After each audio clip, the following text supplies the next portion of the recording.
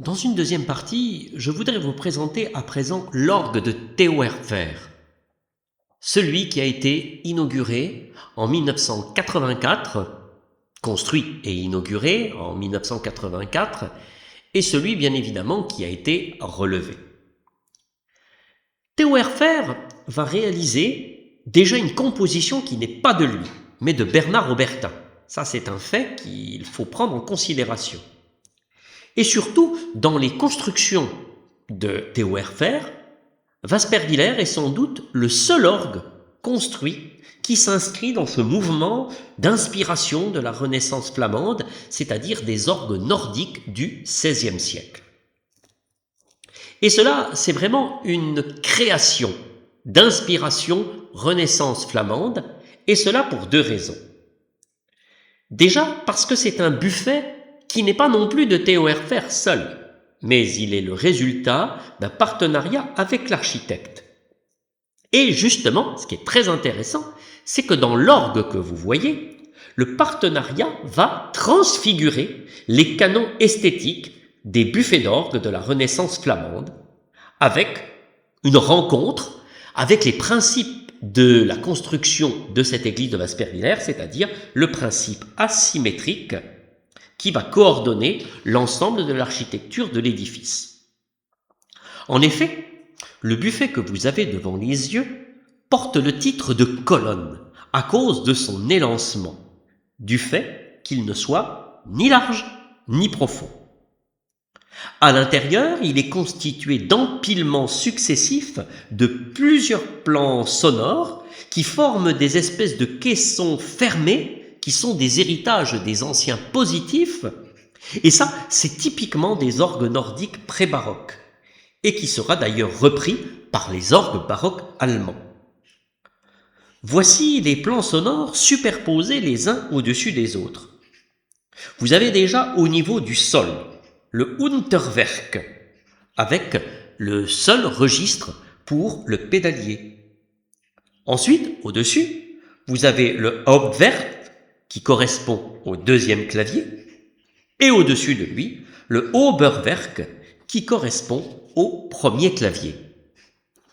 Puis, chose exceptionnelle, un caisson vide, rajouté volontairement par l'architecte, pour justement créer ce principe d'élancement, ce principe de colonne. Et ce caisson pourrait d'ailleurs parfaitement contenir un quatrième niveau qu'on appelle le Kronwerk, c'est-à-dire le clavier de couronne. Le buffet est donc constitué d'une superposition de 3 plans sonores effectifs et d'un espace pouvant contenir un quatrième clavier, et cela, ça s'inscrit totalement dans l'esthétique nordique des orgues au XVIe et XVIIe siècle. De plus, nous avons un soubassement très étroit, une façade plane, presque en trompe-l'œil, avec des formes de tourelles, mais des tourelles planes qui apparaissent. Et cela ajoute à l'esthétique de la Renaissance. Avec la balustrade mis dans le dos de l'organiste, nous aurions presque un orgue en nid d'hirondelle, mais à même le sol. En tous les cas, on y retrouve transcendé bien des caractéristiques des buffets d'orgue de la Renaissance flamande, mais reconfigurés dans un design contemporain, asymétrique volontairement, et en plus avec une organisation numérique, où l'on voit apparaître les chiffres 1, 3, 5, 7 et 9. Bref, on pourrait dire une petite perfection numérique qui s'inspire de la symbolique biblique du candélabre du temple de Jérusalem. Parce qu'en effet, la menorah peut être constituée d'une branche principale, ou alors de 3 branches, ou alors de 5 branches, ou alors de 7 branches, pouvant aller jusqu'à 9 branches. Regardez plus attentivement les tuyaux de façade. Vous avez successivement 3 tuyaux, 7 tuyaux, 5 tuyaux. D'autant que derrière la série centrale de 7 tuyaux, vous pouvez avoir une autre série de 7 tuyaux. Regardez maintenant les tuyaux de côté, en profondeur. Vous avez successivement 7 tuyaux. Et derrière, vous avez encore une autre série de 7 tuyaux. Ici, la symbolique des chiffres n'est ni magique, ni ésotérique, mais elle est architecturale et mathématique comme on pouvait le pratiquer. Ensuite, pour la composition des jeux, vous avez 3 plans sonores. Un jeu pour l'Unterwerk, c'est-à-dire le pédalier. 3 jeux pour le Oberwerk, avec uniquement des jeux de fond. 5 jeux pour le Hauptwerk, et là vous avez que des principaux, avec 3 jeux réels et un jeu à 2 crans. Et chaque cran faisant entendre soit 3 rangs, soit 5 rangs. Cette architecture numérique et spatiale, nous la devons à Theo Herfer. Theo Herfer ne se permet que 2 petites modifications par rapport à la proposition de Bernard Aubertin, qui proposait lui aussi 9 jeux. Il remplace le jeu de cornet du Hauptwerk par un jeu de Nazar de 2/3. Puis, il met 2 crans au plein jeu, c'est-à-dire 2 jeux en un seul. Voilà les 2 simples modifications, mais qui sont somme toute très légères. Cependant, ces légères modifications ont un double impact. Le premier est esthétique et architectural, car il permet justement cette petite perfection numérique.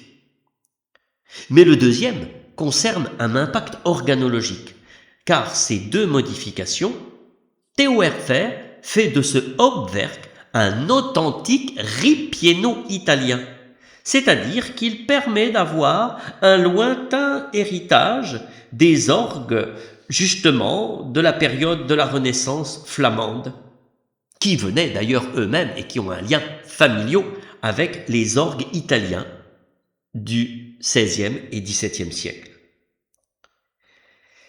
Si nous nous attardons à la composition précise des jeux du Hauptwerk, 3 jeux plus les 5 rangs, nous avons la composition exacte des orgues italiens tels que l'on pouvait les trouver en France au XVIe siècle.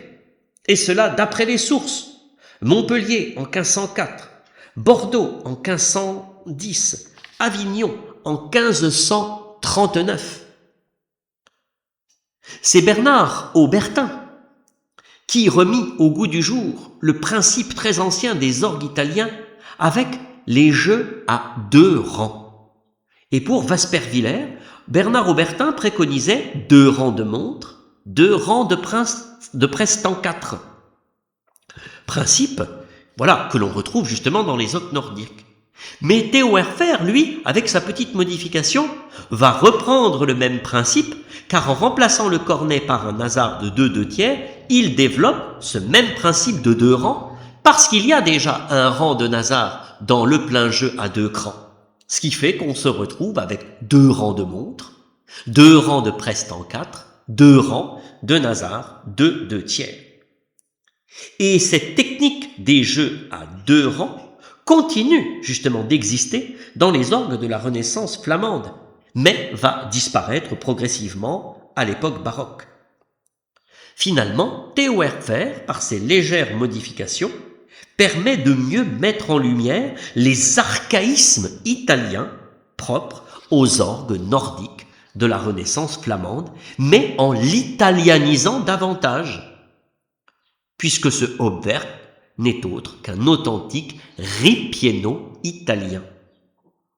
Alors si l'on peut se permettre une conclusion, Si le buffet reconfigure de manière contemporaine les éléments esthétiques propres aux orgues de la Renaissance flamande nordique du XVIe siècle, par sa composition, tout en s'appuyant sur la Renaissance flamande, l'orgue de Waspervillers met davantage en exergue les origines italiennes de cette esthétique pré-baroque nordique, avec cette présence du ripieno, et cela dans la plus pure tradition donc des orgues italiens du XVe et du XVIe siècle. C'est pourquoi, si j'ai pris le temps de vous présenter cet orgue, c'est parce qu'il ne mérite absolument pas la mauvaise réputation qu'on lui a donnée pendant toutes ces années, entre 1984 et 2022, date à laquelle on se pose la question de son relevage. Il y a une pertinence pour aujourd'hui que le travail de relevage aura permis, je pense, de le rendre audible.